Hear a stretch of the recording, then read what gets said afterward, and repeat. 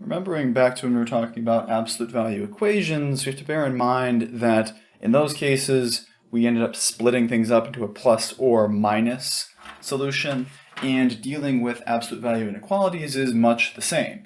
Where here, if we have that the absolute value of u is less than some value c, that means our solution set is going to end up consisting of the values between negative c and positive c. That is the intersection of negative c less than u and u less than c, which technically speaking, it's a little bit easier. I just remove that part there to see what it does, but I like including the intersection notation so you can see an intersection at work.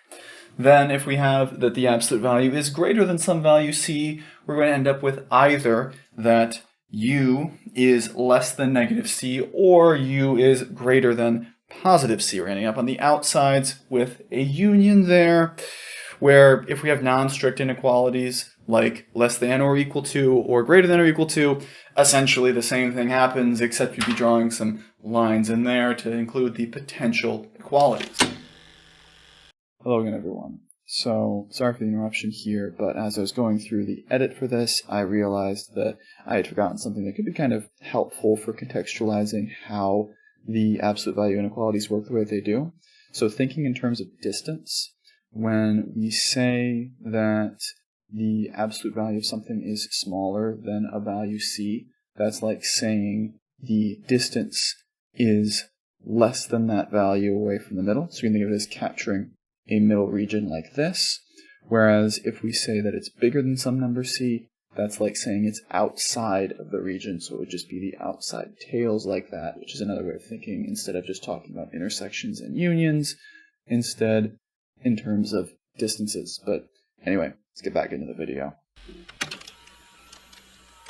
Anyway, there's a lot of symbols here. It's not quite so easy to tell what it is we're actually trying to do. So let's finish off this section with another example.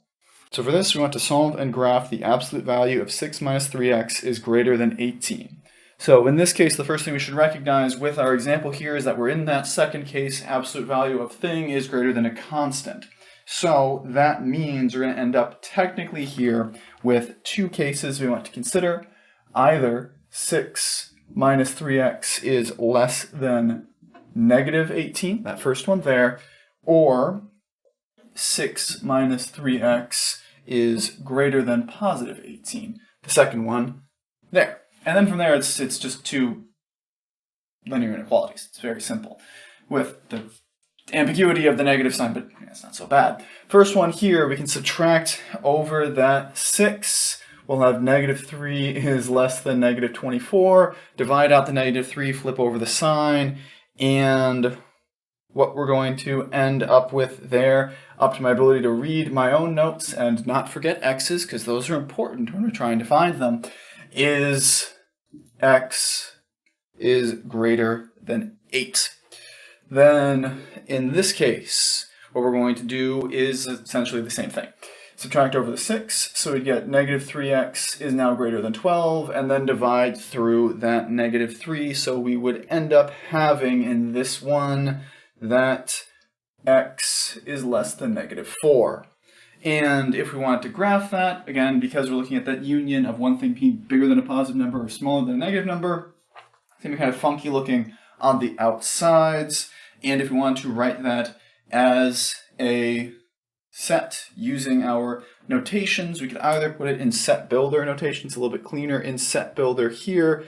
The set of values x such that x is less than negative 4 or x is greater than 8, which is the same, as we said, as the set from negative infinity to 4 union, negative 4, union 8 to infinity, where this stuff with unions and intersections and set building, it's nice in this context here of inequalities, but it's also actually useful for the types of things you're going to start seeing in the next chapter, as it's good for being able to describe when certain equations fit the properties that we need in order to define them as what we call functions. And that's what we're going to be looking at in our next set, moving into section 2.1.